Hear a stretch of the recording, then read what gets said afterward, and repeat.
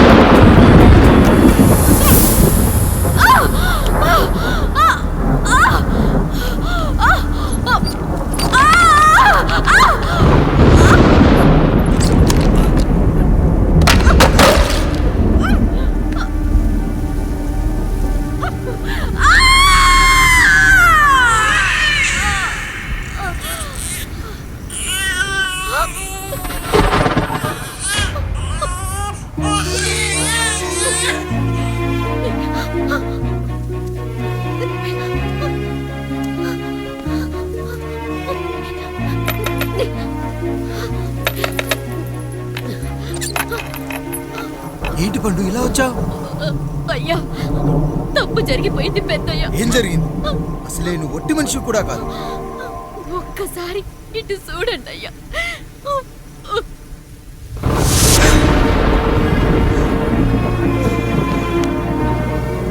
వీడేంటి అచ్చం నాలా ఉన్నాడు? అసలేంటి, ఎందుకు ఇలా జరిగింది?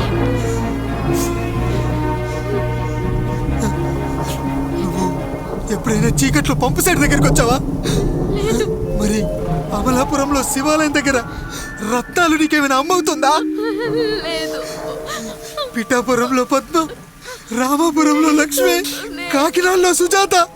అయ్యో దేవుడా, అసలు ఇదంతా ఎలా జరిగింది పండు?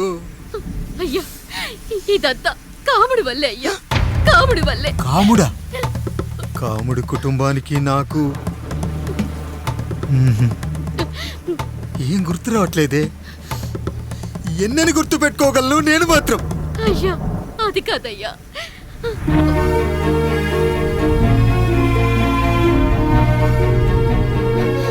అలా రోజు మీ ఫోటో చూసి చూసి అచ్చం మీలాగే పుట్టాడు. అయ్యో, నా పోలికతో బిడ్డ కావాలనుకోవడం ఏంటి పండు?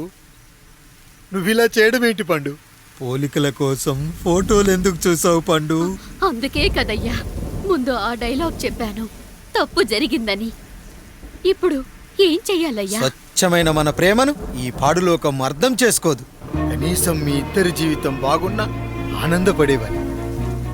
వీణ్ణి ఇక్కడ ఉంచొద్దు పండు, బయటికి పంపించు. బయటికి పంపించి బాగా చదివించు, గొప్పవాణ్ణి చెయ్యి. వీడికి అయ్యే ఖర్చంతా నేనే భరిస్తా. అవసరమైతే ఆ డబ్బు కాముడి జీతంలో వచ్చేద్దాం. అయ్యా, వెళ్లే ముందు వీడికొక పేరు పెట్టండి అయ్యా.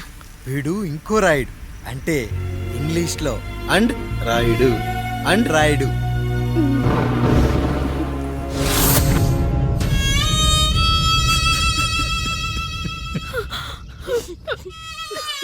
ఇదిరా నీ కథ, నా గతం. నిన్ను చదివించడం కోసం ఆయన మీ నాన్న జీతంలోంచి నెలకి 3,000, 4,000 కోసేసిచ్చేవారు. అప్పుడు ఆయన పడిన బాధ పగవాడు కూడా పడకూడదు. చూసావారా, దేవుడు లాంటి పెద్దయ్యని అనవసరంగా అనుమానించడం ఎంత పెద్ద తప్పు చేశావో అర్థమైందా? ఒకడు నిమ్మకాయ పెట్టి పసుపు వేసి ఉప్పు కలిపి పులిహోర చేయొచ్చు, కానీ ఆ పులిహోర ఎప్పటికీ దేవుడి ప్రసాదం. నువ్వు ఆ దేవుడి ప్రసాదం. ఇక ఆయనే మీ నాన్న. చూసావా అమ్మా, ఈ రోజు నుంచి నాకు 3 అమ్మలు 2 నాన్నలు. నీకు మాత్రం ఒక్కడే భర్త, నాన్నకు మాత్రం ఒక్కటే భార్య. మా నాయనే, అయ్యా, బిడ్డను ఒక్కసారి ఎత్తుకొని తిప్పండి అయ్యా. బాబు, నాన్నా,